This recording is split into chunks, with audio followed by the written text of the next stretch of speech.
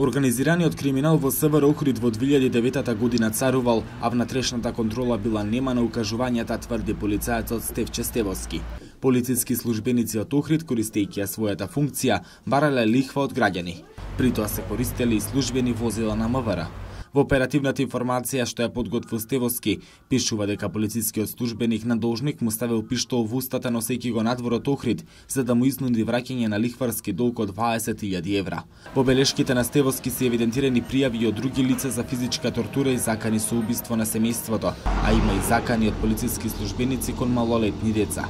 Забележен е и случај во кој жена поради лихварски долг била удирана во моторно возило и била претепана.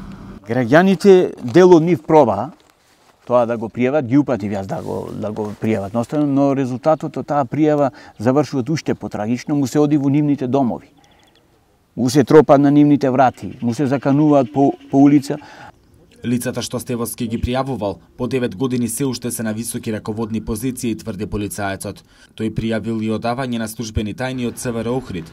Полициски службеници ги одавале на криминалци и на засегнати граѓани. Сите пријави били испратени до началниците и до внатрешната контрола, но истраги немало. Постои целосна, да речам, инфериорност на внатрешната контрола. Јас не знам за од која причина таа е оформена, која се занимаваат само со ситни полициски службеници. Јас во самите пријави наведував дека лицето пријавуваат и е загрозено од страна на тие полициски службеници.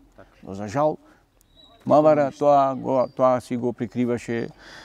Владата во јануари 2008 година, во тоа време предводена од Никола Груевски, преку телеграма поддржала казнување на криминални дејствија, дури ако станува збор за старешини во полициските станици. Владата апелирала случаите да се пријавуваат во секторот за внатрешна контрола. Полицајецот Стевоски вели дека телеграмата го охрабрила да ги пријави случувањата во СВР Охрид. Во конкретниот случај, господата кои што му беа назначени од страна на владата на Република Македонија, односно од Никола Груевски, истите не го почитуваат овој акт. А напротив, јас се повикувам на тој акт.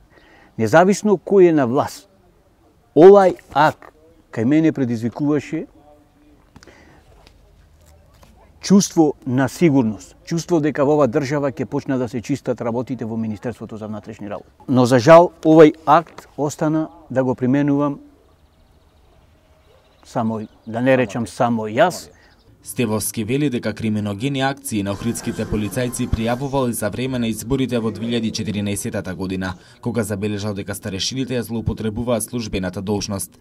МВР издало писмена наредба полициските патроли да вршат обиколки низ Охрид и да следат како се дели гласачкиот материјал, но командирите на СВР Охрид издале устна наредба дека патролите не смеат да се движат од 1 до 3 часот по полноќ. Стевоски вели дека командирите се сомневале оти тој ќе ја почитува забраната, па затоа еден од нив во цивилна облека дошол на местото каде што се наоѓал и останал со него до 3 часот по полноќ. Во градот таа ноќ имавме 4 или 5 служби. Сите беа блокирани. Сите добија забрана за движење од командирите. Од командири кои што не беа на работа, беа во цивилна облека, во тренерки, ни дојдоа на лице место. За жал, јавното обвинителство никој не постапи. Јавното обвинителство ме извести дека немало интерес за понатамошно гонење. А имаме ние конкретни настани, конкретни случаи. Командирот не се оддалечи, ќе го спомнам, тоа е Додевски Дејан. Со службеното возило ни застана тука и не смеевме да се движиме, затоа што ќе дојдеше до ексцес, односно ми се закани со приведување од самото место, во колку не ја почитувам неговата устна наредба. Представка за овој случај поднел до внатрешната контрола на МВР. Таму одлучиле дека нема виновни. Деградиран, едно скалило подолу, бил само Стевоски. Од Министерството за внатрешни работи тврдат дека одделот за внатрешна контрола, криминалистички истраги и професионални стандарди секогаш постапува кога има индиции за сторена повреда на работниот ред и дисциплината, а во согласност со своите надлежности. Со главата и со рацете ми влезе во возилото внатре, преку прозор, не пуштајќи ме да заминам и барајќи да го удрам. Одам, се јавувам на работа, за неколку дена ме информира дека треба да ми се одземи оружјето. Денеска ја земам плата полициски службеник цела ништо, без оружје, без работа, без ангажман.